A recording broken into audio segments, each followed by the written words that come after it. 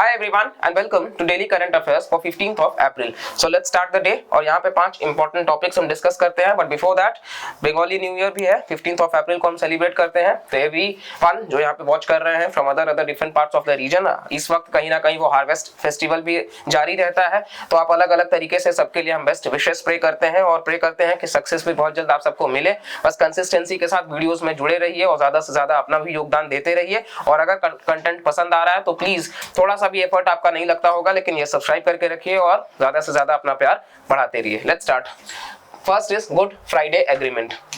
तो यहाँ पे ये चर्चा में क्यों है, तो यूएस के प्रेसिडेंट जो है वो नॉर्दर्न आयरलैंड जो है वो विजिट कर रहे हैं, क्योंकि वहां पे 25th एनिवर्सरी जो है वो मनाया जा रहा है गुड फ्राइडे एग्रीमेंट का, नॉर्दर्न आयरलैंड. ठीक है, तो यहाँ पे हम देख लेते हैं ये साइन किया गया था कब, अप्रैल 10 1998 1998 में.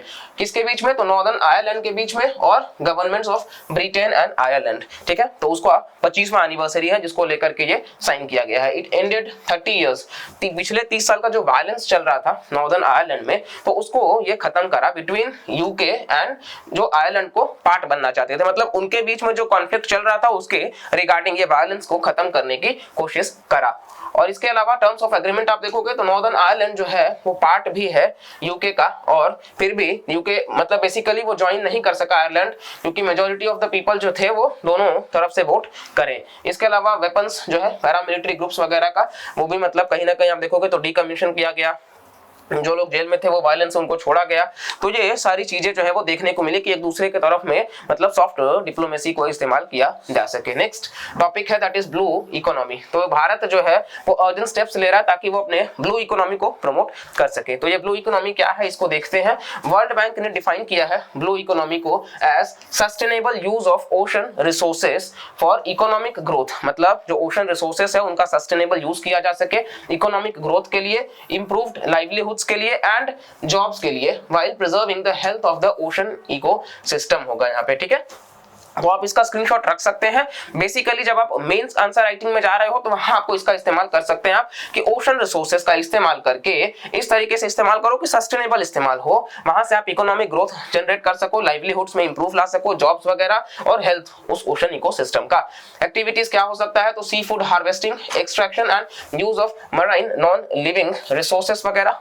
इसके अलावा जनरेशन ऑफ रिन्यूएबल एनर्जी और कॉमर्स एंड ट्रेड. तो इस तरीके से आप देखोगे तो ये कुछ एक्टिविटीज हो सकते हैं. नेक्स्ट, भारत और ब्लू इकोनॉमी. तो पहला है facilitates economic growth of fisheries. ठीक है, दूसरा आप देखोगे तो मिटिगेट करता है हंगर वगैरह में और मल न्यूट्रिशन में भारत में. फिर फिशरीज और एसोसिएटेड सेक्टर्स भी हैं जो लाइवलीहुड देते हैं उन फैमिलीज पे जो प्राइमरी लेवल पे डिपेंडेंट है, और फिर मरीन टूरिज्म को भी प्रमोट करते हैं भारत में. क्या चैलेंजेस हैं, तो पहला है कि लैक ऑफ इन्वेस्टमेंट है.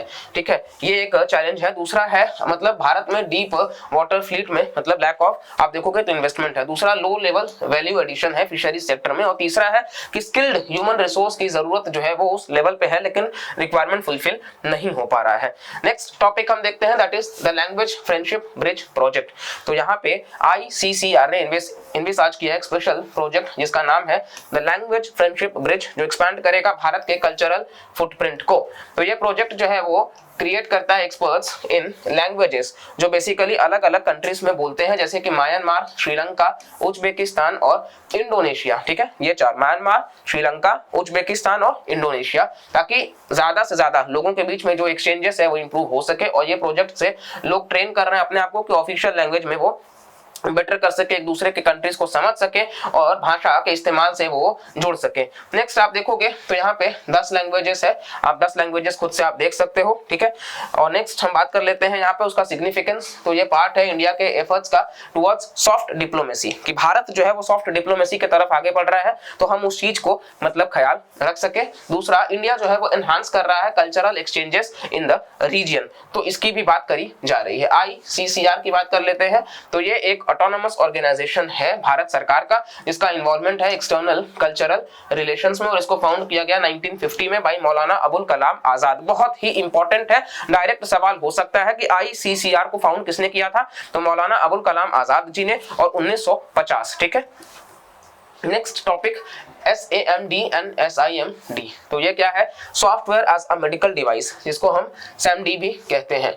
तो पहली बात तो SAMD जो है वो एक सॉफ्टवेयर है जो इंटेंडेड है कि इट्स बसेस फॉर, मतलब इसका जो यूजेस है बेसिकली आप देखोगे तो इसका जो यूजेस है वो मेडिसिनल पर्पसेस के लिए है, without being part of a hardware media device. मतलब कि किसी मीडिया डिवाइस का हार्डवेयर बने बगैर उसका इस्तेमाल मेडिकल फील्ड में किया जा सके, जैसे कि clinical decision support system, mobile medical apps, इस तरीके से।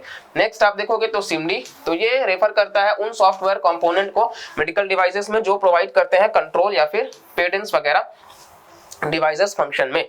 और इसका एग्जांपल आप देखोगे तो पेसमेकर वगैरह हो गया, इन्फ्यूजन पंप्स हो गया, तो ये सारा। तो SIMD जो है वो आप समझ गए होंगे कि ये बेसिकली कहीं ना कहीं मतलब कंट्रोल देने से रिलेटेड है लाइफ सपोर्ट सिस्टम में। और SAMD जो था वो हमने देखा कि कहीं ना कहीं मतलब वो भी इसका इस्तेमाल मेडिसिन में ही किया जाए, लेकिन वो हार्डवेयर का पार्ट नहीं बनेगा। ये दोनों में डिफरेंस है, SAMD हार्डवेयर का पार्ट नहीं बनेगा और SIMD जो होगा वो आप देखोगे तो कहीं ना कहीं वो हार्डवेयर का पार्ट रह करके रहेगा। नेक्स्ट यहाँ पे हम बात कर लेते हैं, तो इसमें अब देखिए साइबर सिक्योरिटी थ्रेट्स भी अपने आप में एग्जिस्ट करते हैं। जैसे कि आप देखोगे तो उसमें हेल्थ डेटा रहेगा, जो कि अपने आप में एक कंट्रोवर्शियल हो जाता है कि क्या वो डेटा ब्रीच हो सकता है, तो ये भी एक पॉइंट होगा। दूसरा आप देखोगे तो कनेक्ट कर पाना मोबाइल फोन्स में सर्वर्स का एक इशू हो जाता है। फिर वो क्लाउड कंप्यूटिंग वगैरह वो भी वल्नरेबल हो जाता है कि अलग अलग जो वायरसेस और मैलवेयर्स हैं उसके वो वल्नरेबल हो जाता है। नेक्स्ट यहाँ पे जो हमारा लास्ट टॉपिक है आज का, दैट इज जालियनवाला बाग मैसाकर, वो 13 अप्रैल।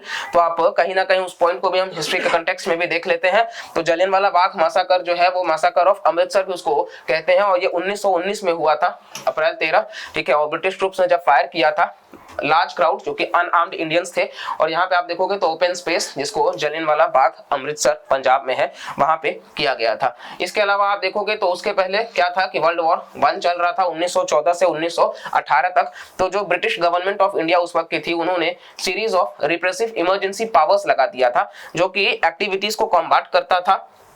और फिर उसके बाद में आप देखोगे तो लोग जो है वो उसके खिलाफ में मतलब आगे बढ़े, और मॉन्टेग्यू केम्सफोर्ड रिपोर्ट भी आता है ब्रिटिश पार्लियामेंट के द्वारा 1918 में, जो लोकल सेल्फ गवर्नमेंट जो है वो इंट्रोड्यूस करती है। और फिर गवर्नमेंट ऑफ इंडिया जो है वो रॉलेट एक्ट भी पास कर देता है, जहां पे वो किसी को भी जेल में डाल सकते हैं, इवन वो कहते हैं ना कि कोई अपील भी नहीं किया जा सकता था। तो इस तरीके से पावर जो है वो दे दिया गया था। और इसी को लेकर के सत्यपाल, डॉक्टर सत्यपाल और डॉक्टर सैफुद्दीन किचलू जो है वो प्रोटेस्ट कर रहे थे पीसफुली, जिनको अरेस्ट भी किया गया। और बाद में जब लोग उनके खिलाफ में गए तो इसी के खिलाफ वो मतलब पीसफुली प्रोटेस्ट कर रहे थे, जिसके लिए वायलेंस चालू किया गया। और जनरल डायर जो ऑर्डर दिए कि हाँ मतलब आप यहाँ पे गेट बंद कर दो और जो गोलियां हैं वो लगातार चलाते रहो। तो इस तरीके से जो है वो कई सारे लोग जो है वो मारे गए थे। और इसके अलावा आप देखोगे तो डायर का नाम हमने यहाँ पे देख लिया है। साथ साथ आप देखोगे तो जालियनवाला बाग मैसाकर जो है वो अपने आप में 10,000 से ज्यादा लोग इकट्ठा हुए थे, बच्चे बूढ़े औरतें सारी। यहाँ पे आप देख सकते हैं कि किस तरीके से मतलब